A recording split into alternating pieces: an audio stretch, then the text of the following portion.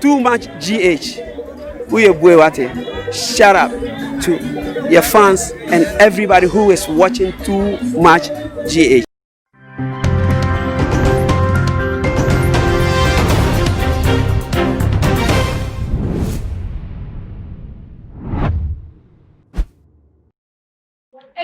for any ashe for me ma obi bia akwa basronko and batuma GH anything so munya ba mo so for Messi corner me in someone circulate to o my mo eba be so for Ghana after a declaration say His Excellency Nana Addo kwa Akufo-Addo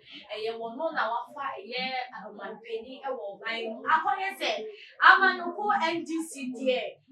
wo makoma no bo anto so kraka che so mani anje e wo yes a result e beto dana eno no wo ma kira mo adwumebre e de afamo a yinna yindi mu a yini chia se wo mo ye demonstration duduo na de prove say wo mo no wo mo ye unhappy wo result a isi de ebeto dana eni di na echi no general secretary Mr. Johnson esiedu nketia de nsembi ebeto dwa obebebe ki revelation na ensem a wonu wo kan na ne se demonstration ni de enya ade a wo mo begjae ne begjae o kire san se wo ma hu se Ghana for dudu na wo makoma so ade ne se anka former president John Dramani Mahama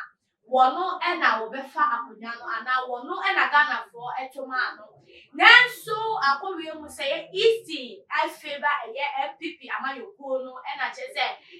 wa elect president abote so se wono na wafa akonya na akoba ne sane de wo mo be kire wo madwin in protest just a country ni na manyoko omomotuma NDC amanyoko ni na sorry pan demonstration copy mo say wo mo puta ya wo mo pese John Dramani Mahama ne betina kunya ne so no ebebe mu na ni na echi no Ghana for akasa MP for na akasa na Ashanti regional chairman and the Mr. Kofi Owusu Oma wono so edin sebi ababetuja na wono ni se mo de betuja ewo wontumi chairman wontumi ni show so the morning show so ne se former president John Dramani Mahama so man ni da wo papa wo susu se man ntie general secretary for amanyoko NDC and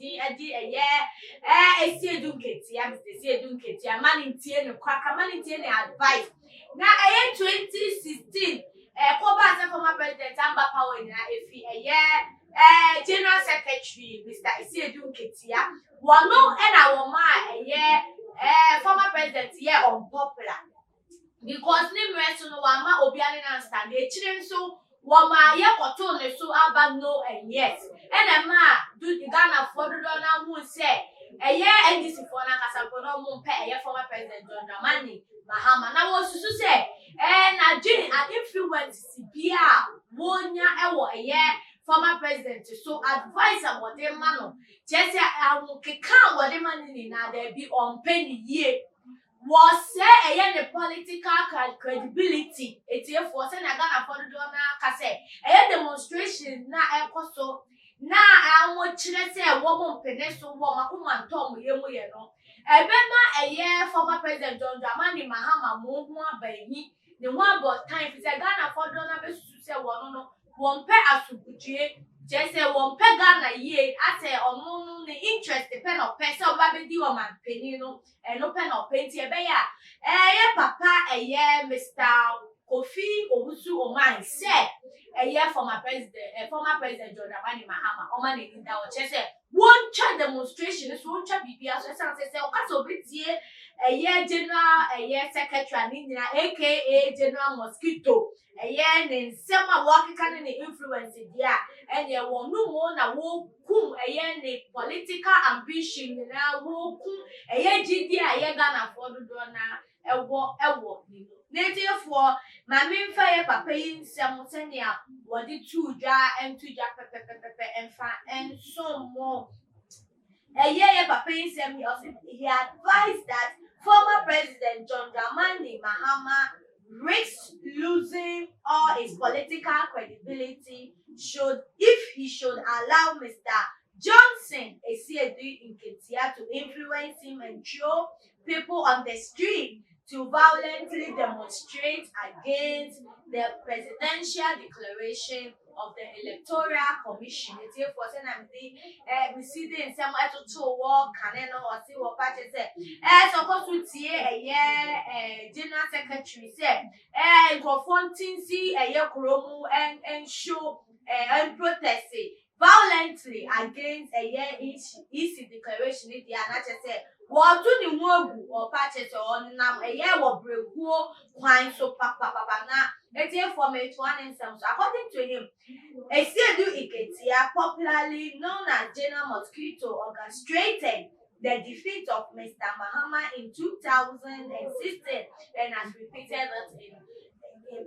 it again in 2020. Sir, then I'm seeing the two Jano. Esiedu Nketia made you unpopular in 2016. Mr. Owusu Oman said and explained that if the NDC had followed the example of the MPP when they called for an open presidential primaries in 2012, Mr. Mahama would have known his true standing in the party. It's here for paying Subusuka as the MPP open nomination and candidate picked forms for contest.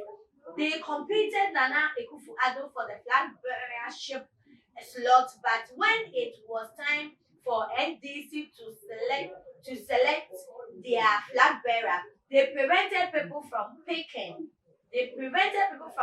Forms,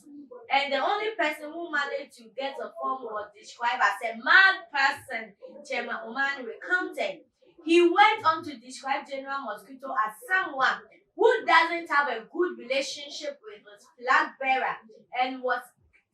scheming to make him unpopular at any given chance. One who said, the flag bearer, former President John Dramani Mahama, Dinner Secretary, no one pen as no pa. When you be at say, we'll making no unpopular. No man political ambition. You can present a bear. NCM Bemukra. Now, what I say, Nketia's only achievement was to sell expensive blocks to Ghana when he was given a contract to build Baha Dam. Chairman Oman said. It's therefore Saka say only I will tell me young say or better expensive blog and say was to say monk of fryer blog and one more a chat and one more air tone. Now when you're any so what you say I drink papa dear a be any a year see do in Ketia Etimo Emma a year obibia and it's here for Oceans and yeah papa a year Regina a year Ashanti Regina chairman in some way or the above to jar now also I didn't show anything saying I was see canning some say demonstration where I see the Ketia a dream with the drink now but say what they bought a year from president in the form of a form bono a year payer it's a payer a year one drain not to say one chat to cry Jawa drink enter your comment section or if I am after subscribe to 2 months age if you can see it to me they be to my donor boy now one say I could do it to me actually now like a share promote a year channel way any day when you are by Messi day kasi a boy but to my so now before me the man no basic crack I want to be quiet one also has in my Juliet Ventures of Abaso kitchen and why any couple one day from my Juliet Ventures and I'm one when you build kitchen man just a rubber one channel with P. I feel so long master along within 24 hours ni we say we are going to work and one Ghana Hana will affordability but what dear follow master and I'm wow I'm when you urgent money for urgent project now when we ready so there and that form crack it's here for aha and I'm the more ebesi that's ne the best time is she be macram